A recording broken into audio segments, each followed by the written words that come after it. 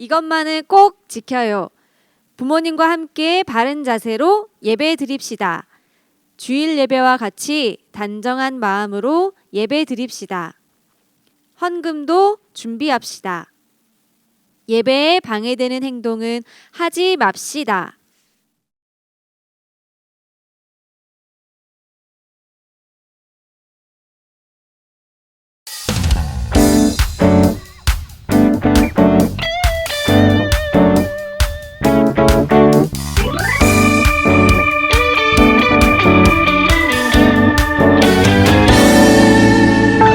새로운 하루가 시작된다면 상상 못할 일이 펼쳐진다면 힘내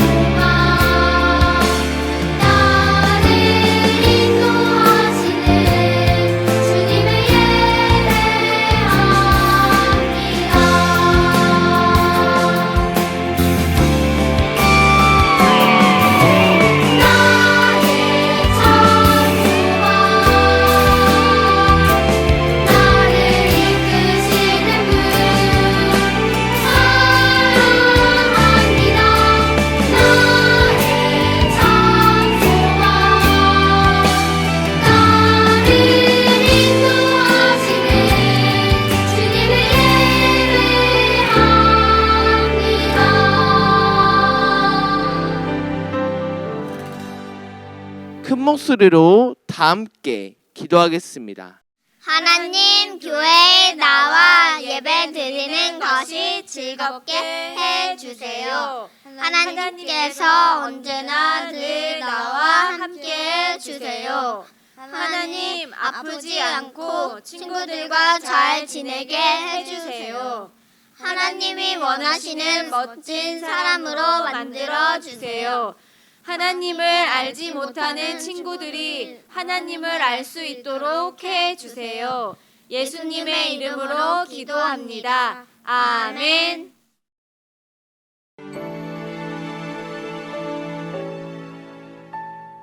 지금 내가 가진 것을 하나님께 드립니다.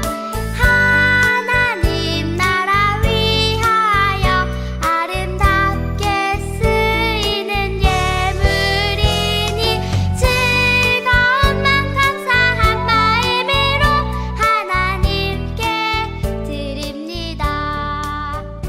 우리가 드린 헌금을 놓고 함께 기도하겠습니다. 하나님, 우리의 정성을 담아 예물을 드립니다. 우리의 예물을 받아주시고 이 예물을 하나님의 귀한 일에 사용하여 주시고 이 예물을 드리는 손길들을 기억해 주셔서 주님의 것으로 채워주세요. 예수님의 이름으로 기도합니다. 아멘. 광고 시간입니다. 오늘도 예배로 함께한 여러분을 환영하고 축복합니다. 예배는 하나님과의 약속입니다. 교회에 모이지 못하는 상황이지만 집에서 영상으로 예배를 드립시다. 코로나19 바이러스를 조심합시다. 밖에 나갈 때 마스크를 꼭 착용하고 집에 돌아와서는 손을 깨끗이 씻읍시다. 가장 중요한 마지막 광고는 영상 예배 숙제입니다. 예배의 마지막에 숙제 화면이 나갑니다. 정답을 아는 친구들은 전도사님에게 문자나 댓글을 남겨주세요. 오늘의 설교 제목 다 함께 읽어보겠습니다. 아브라함, 이삭을 바쳤어요. 한 번 더 읽어보겠습니다. 아브라함, 이삭을 바쳤어요. 성경 말씀은 창세기 22장 12절 말씀입니다. 세 개의 말씀 함께 읽어보겠습니다. 사자가 이르시되 그 아이에게 내 손을 대지 말라. 그에게 아무 일도 하지 말라.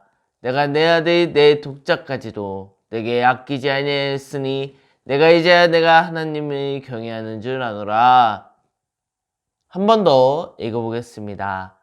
사자가 이르시되 그 아이에게 내 손을 대지 말라. 그에게 아무 일도 하지 말라. 내가 내 아들 내 독자까지도 내게 아끼지 아니하였으니 내가 이제야 내가 하나님을 경외하는 줄 아노라. 창세기 22장 12절 말씀. 아멘. 자, 친구들, 오늘은 여러분들과 함께 그림을 보면서 이야기해 보려고 합니다. 자, 우리 앞에 그림을 한번 볼까요? 어떤 그림 같아 보이시나요? 그림에 나오는 사람은 누구일까요?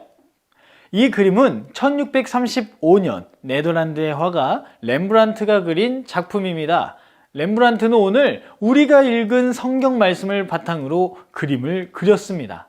이 그림의 제목은 이삭의 희생입니다.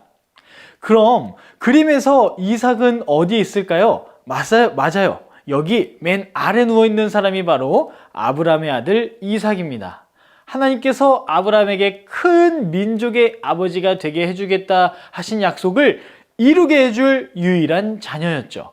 심지어 이삭은 바로 아브라함이 100살이 되었을 때 얻은 귀한 아들이었습니다. 그러니 너무 소중한 아들이었겠죠. 아브라함은 이삭을 너무나도 사랑했습니다.